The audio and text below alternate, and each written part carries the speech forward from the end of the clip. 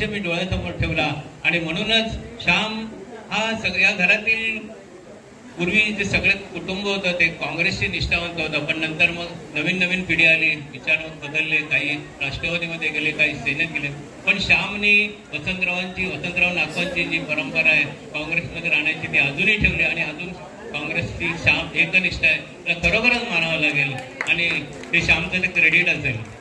दुसरी गोष्ट म्हणजे आज श्याम तुम्ही ज्या भूमीवर आहात त्या भूमीला एक सांस्कृतिक परंपरा आहे, वारसा आहे. तुम्ही ऑफिसच्या लोकांना म्हणेन, तुम्ही जर या भूमीवर कधी आलात नसाल, दत्ताची जर तुम्ही मूर्ती पाहिली नसेल, फोटो पाहिला नसेल तर अवश्य पहा.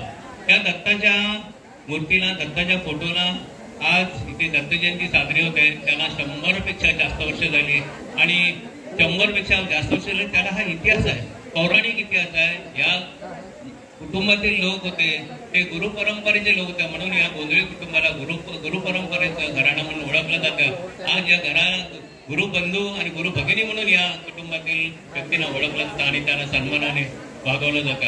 आज श्याम जे कार्य करीत आहे त्याचा मेन वैशिष्ट्य म्हणून त्याला मिळाला. विजय गवळीकरांनी तुम्हाला दिला होता वाचायला, तो अतिशय जीर्ण अवस्थेत होता, परंतु त्यामध्ये जे ज्ञान होतं ते खरोखरच म्हणजे आजच्या आयुर्वेदाच्या ह्याला मिळणार नाही. कारण मला असं कळलं की सांडू ब्रदर्स आपण पाहतो आयुर्वेदावरील जी जुनी कंपनी, सगळ्यात जुनी कंपनी आहे, ती जुनी कंपनीचे मालक त्यावेळेला सांडूमध्ये जेवढे नवीन फॉर्म्युले आहेत त्या औषधाचे ते फॉर्म्युले तयार करताना यांच्या आजोबांना कन्सल्ट करत होते आणि यांचे आजोबा हे तो ते मेडिकलचे फॉर्म्युले. माझ्या पप्पाचा मी इव्हेंट काम वर्लीकर यांचा मोठा मुलगा. पप्पा हे सर्व दत्त जयंती, रामनवमी सर्व सण जे असतात तिथे काम करण्यात पहिले असतात, सर्वांना सपोर्ट करणारे आहेत.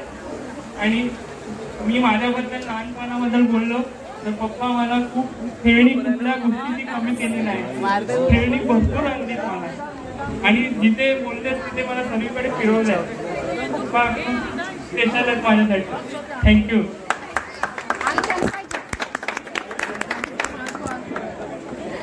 एक निरोप पाठवला की श्याम गावात काही काय पाहिजे काही काय नाही. तिन्ही भावांचे आमचं म्हणजे 5 भाऊ होते, एक नाही आहे त्याला मिस करतो, पण आम्ही 14 भावांचं एवढं बाइंडिंग आहे जराही काय झालं तरी माझी भावंड नुसते याच्यात धावत येतात, तुम्हाला एवढा सपोर्ट असतो आणि त्यांनी असंच आता त्याचं पुढचं भावी आयुष्य सुखात समृद्धीचं राहो आणि सगळ्या देवा अशी माझी इच्छा आहे.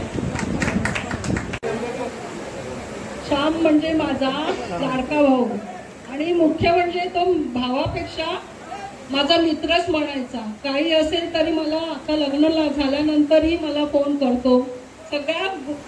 सगळ्या जे इकडे काही होतं घडतं ते सगळं तो मला सांगतो, आवर्जून मला फोन करून सांगतो, मला माझा ॲडवाइस घेतो, मला ॲडवाइस देतो आणि आम्ही एकत्रच लहानाचे मोठे झालो, खूप खेळलो इकडे सगळे.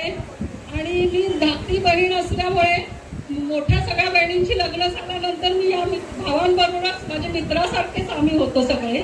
त्यामुळे मी कधीही माझ्या सगळ्या भावंडांना विसरू शकले. त्याच्यात महत्वाचं म्हणजे मला त्यांनी खूप सपोर्ट केला म्हणजे लहानपणापासून आणि मला आज मी त्याला खूप पुढच्या आयुष्यासाठी त्याला मी आशीर्वाद म्हणा किंवा त्याला मी सांगेन की तुझं पुढचं आयुष्य खूप सुखात आनंदात जावं आणि दोघांनी पुढचं आयुष्य आता एकमेकांशी एवढे वर्ष तो हे करतो, सोशल वर्क पण करतो आणि एकमेकांशी छान दिवस जावो कुटुंबामध्ये ही मी त्याची आशा करते. धन्यवाद. श्याम माझा म्हणजे लाडका म्हणजे फार प्रेमल. श्यामला कुठलंही काम सांगितलं 10 दिवस आपण श्यामने सांगितलं कधी असं करायचं तसं. माझ्या मिसेसला पण काही सांगितलं, मुलाला सांगितलं की तू ये लवकर.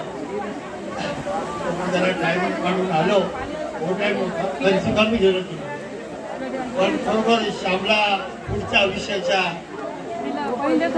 खूप खूप शुभेच्छा. धन्यवाद.